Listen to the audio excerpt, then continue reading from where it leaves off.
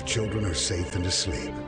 But there's a phone in the White House and it's ringing. Something's happening in the world.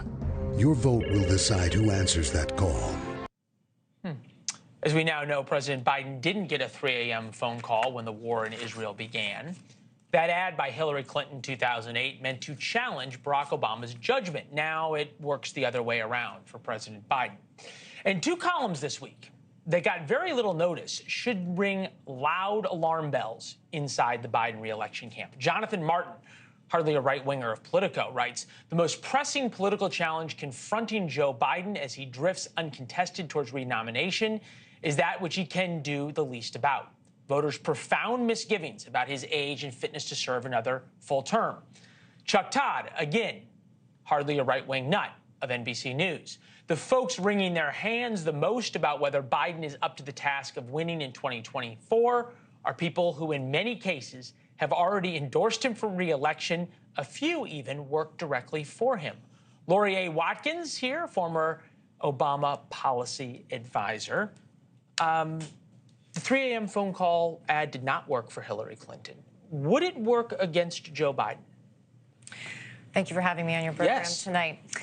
I think that 3 a.m. ad, it's in the past, but I will say that as somebody who used to work in the Obama-Biden administration and on both of those campaigns, I want to see a lot more out of this president. I want to see a lot more of him on the trail. I want to see a lot more of him out in action.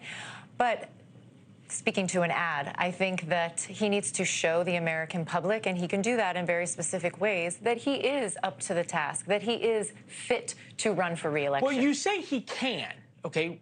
If he could, wouldn't he be doing that? Well, I think that there are some advisors that are advising against that, and I think Joe Biden also has a mind of his own, and he's decided that if he does that it might show weakness. But I think what the American public is looking for is acknowledgement of his age, not running from it and not saying, watch me. That's the thing. We are watching. No, but we're watching. And look, America is at its strongest when the president of the United States is respected at home and abroad. That's just the way it is. We should all root for our president. He's all of our presidents, whether you agree or disagree with his policies. But the things that they are doing are intentionally limiting him, right? He doesn't go out in front of the press. He's doing the little fake jog thing to and from Marine One. He uses the mini stairs on Air Force One, on and on and on. So is it that the advisors don't have his best interest at heart, or are they perhaps having a knowledge that you don't, that if we do put him out there, it's going to get even worse? I think there's some of both. I think that President Biden doesn't want to appear in a certain way. Some people, I don't want to single out men, but they have a hard time sometimes acknowledging their age and that they're getting older. That could be with your sight, the way you speak, your hearing, et cetera, et cetera. And I think that the staff is trying to make it as easy as possible for him to do the things he's doing. But in the end, I think it's making him appear older than he is. And the line that I said, watch me, that's the thing we are watching. And a lot of folks, that makes them very nervous. And the overall American electorate is nervous that he's not up to the task.